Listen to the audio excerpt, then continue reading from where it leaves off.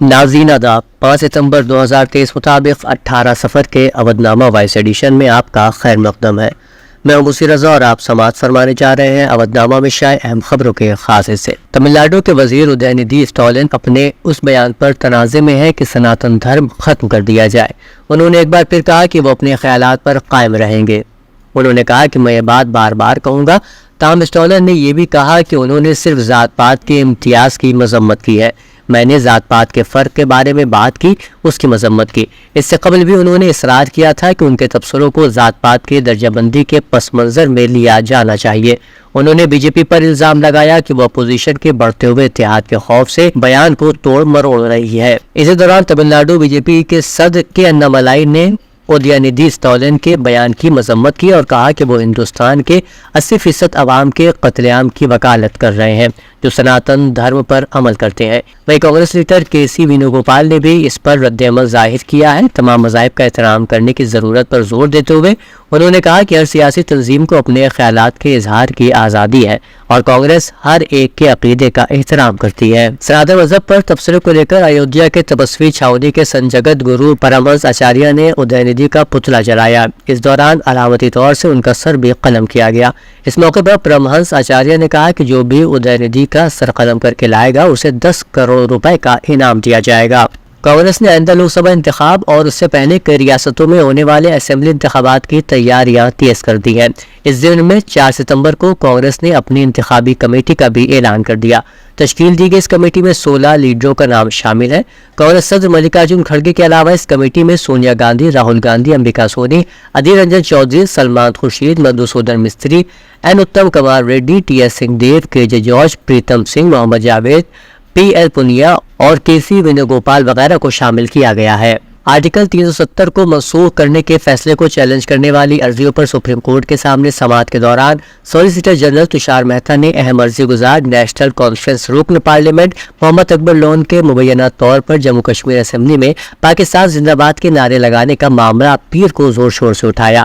آئینی بینچ نے کہا کہ وہ الزامات پر درخواست گزار سے جواب طلب کرے گی۔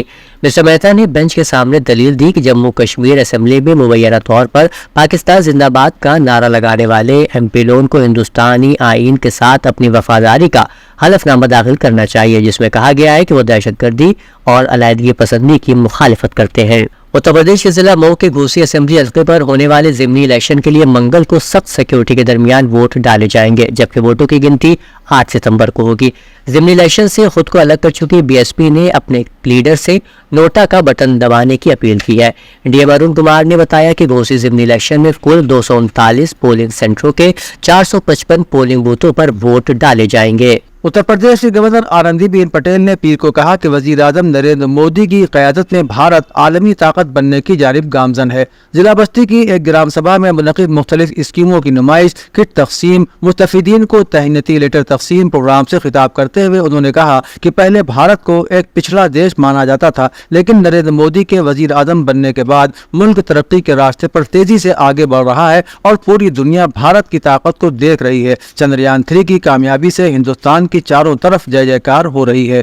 وزیر اعلیٰ یوگی آدتیہ ناتھ نے کہا ہے کہ اتر پردیش کے بارے میں ملک اور دنیا کے تاثرات اب بدل چکے ہیں۔ اب ریاست کو کوئی منفی نظریے سے نہیں دیکھتا۔ اس کے لیے وزیر اعظم نریندر مودی نے پرکاش پنج کے طور پر کام کیا ہے۔ ان کی ترغیب اور رہنمائی سے یو پی بیمار ریاست کے زمرے سے نکل کر ایک مضبوط ریاست کے طور پر ابھری ہے۔ وزیر اعلیٰ آج یہاں ہوٹل تاج میں منعقد N B T U P rising 10 سال 10 تبدیلیاں ڈائلاگ پروگرام کے افتتاحی سیشن کو خطاب کر رہے تھے۔ انہوں نے کہا کہ سال 2014 سے پہلے دیگر ممالک میں ہندوستان کے بارے میں منفی تاثر تھا، لیکن اب ہندوستان کو مثبت اور سنجیدگی کے ساتھ دیکھا جا رہا ہے۔ اٹاوہ میں قید S P leader Manish Yadav سے ملاقات کرنے پہنچے ایس پی کے جنرل سیکرٹری سوامی پرساد موریہ نے پیر کو میڈیا نمائندوں سے بات چیت میں کہا کہ بھگوان رام سب کے ہیں، لیکن بی جے پی صرف رام کی مارکیٹنگ کرتی ہے۔ ان کا مذہب سے کوئی لینا دینا نہیں ہے اور نہ ہی ان کا کوئی عقیدہ ہے۔ بی جے پی کے لوگ مذہب کی آڑ میں لوگوں کی آنکھوں میں دھول جھونکنے میں ماہر ہیں۔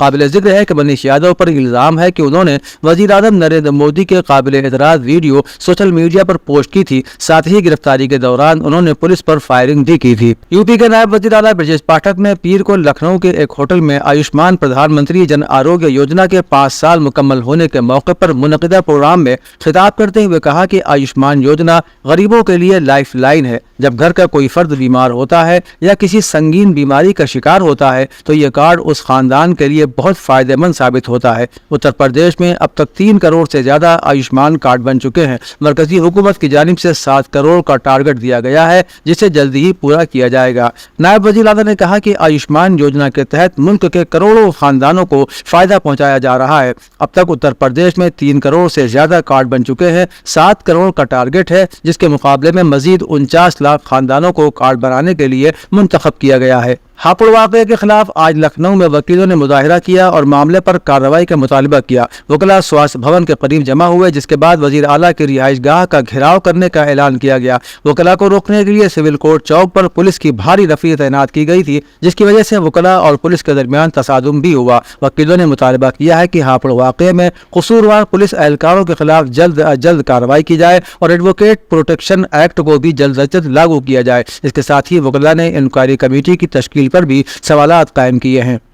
اودھنامہ کے جہاں نما صفحے کے مطابق سویڈن کی پولیس نے اتوار کے روز 10 سے زائد افراد کو اس وقت گرفتار کر لیا جب سویڈن کے جنوبی شہر مالمو کے ایک چوک پر مظاہرے کے دوران قرآن پاک کے ایک نسخے کو آگ لگائی گئی جس کے بعد تشدد پھوٹ پڑا۔ اس مظاہرے کا انعقاد عراقی پناہ گزین سلوان مومکا نے کیا تھا جس نے اس سے پہلے بھی قرآن کو کئی مرتبہ نذر آتش کیا ہے اور اس کی وجہ سے مسلم دنیا میں سخت ناراضگی پائی جاتی ہے۔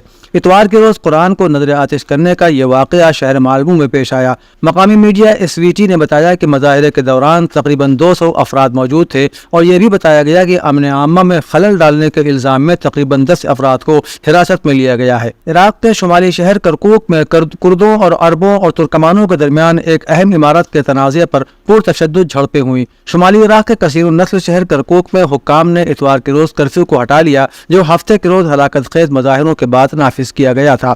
سیکورٹی فورسز اور مقامی پولیس حکام نے بتایا کہ کئی دنوں کی کشیدگی کے بعد نسلی گروہوں کے درمیان جھڑپوں میں 4 مظاہرین کو گولی مار کر ہلاک کر دیا گیا جبکہ 1 درجن سے زیادہ افراد زخمی بھی ہوئے۔ تنازعہ کرکوک کی ایک عمارت کے حوالے سے ہے جو کسی وقت کردستان ڈیموکریٹک پارٹی کا ہیڈ کوارٹر ہوا کرتی تھی لیکن سن 2017 سے یہ عمارت عراقی فوج کے اڈے کے طور پر کام کر رہی ہے۔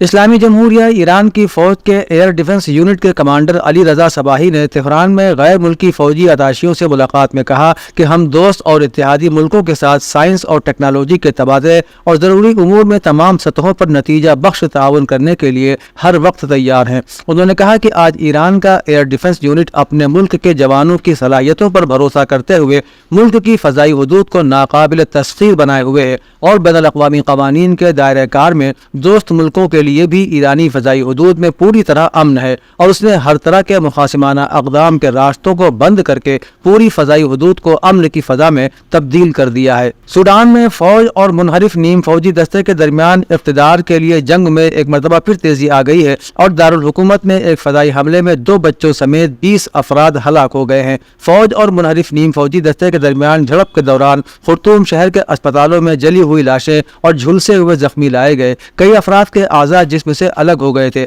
اسپتال میں ہر طرف آہ و بکا اور دل خراش مناظر ہیں۔ ہلاکتوں میں مزید اضافے کا خدشہ بھی ظاہر کیا جا رہا ہے۔ دوسری طرف منحرف نیم فوجی دستے کے ترجمان نے ان ہلاکتوں کا ذمہ دار حکومتی فوج کو قرار دیتے ہوئے کہا کہ شہری علاقے پر فضائی بمباری کی گئی جس کے نتیجے میں ہلاکتوں کی تعداد زیادہ ہو گئی۔ امریکہ کے صدر جو بائیڈن نے اتوار کے روز اس بات پر مایوسی کا اظہار کیا کہ چینی صدر شی جن پنگ رواں ہفتے بھارت میں ہونے والے G20 سربراہی اجلاس میں شرکت نہیں کر رہے ہیں جبکہ واشنگٹن بیجنگ کے ساتھ اپنے تعلقات کو بہتر کرنے کا خواہاں ہے۔ خبر کے مطابق یہ پوچھے جانے پر کہ چینی صدر مبینہ طور پر نئی دہلی میں ہونے والے G20 سربراہی اجلاس میں شامل ہونے کا ارادہ نہیں رکھتے، جو بائیڈن نے صحافیوں سے گفتگو کرتے ہوئے بغیر کسی وضاحت کے کہا کہ اس سے مجھے مایوسی ہوئی لیکن میں ان سے ملنے جا رہا ہوں۔ امریکہ اور چین کے درمیان دو طرفہ تعلقات میں حائل مسائل کی طویل فہرست ہے۔ یاد رہے کہ چین کے علاوہ روسی صدر ولادیمیر پوتن بھی یہ اعلان کر چکے ہیں کہ وہ نئی دہلی میں ہونے والے G20 اجلاس میں شرکت نہیں کریں گے اور ان کی جگہ پر وزیر خارجہ سرگئی لاروف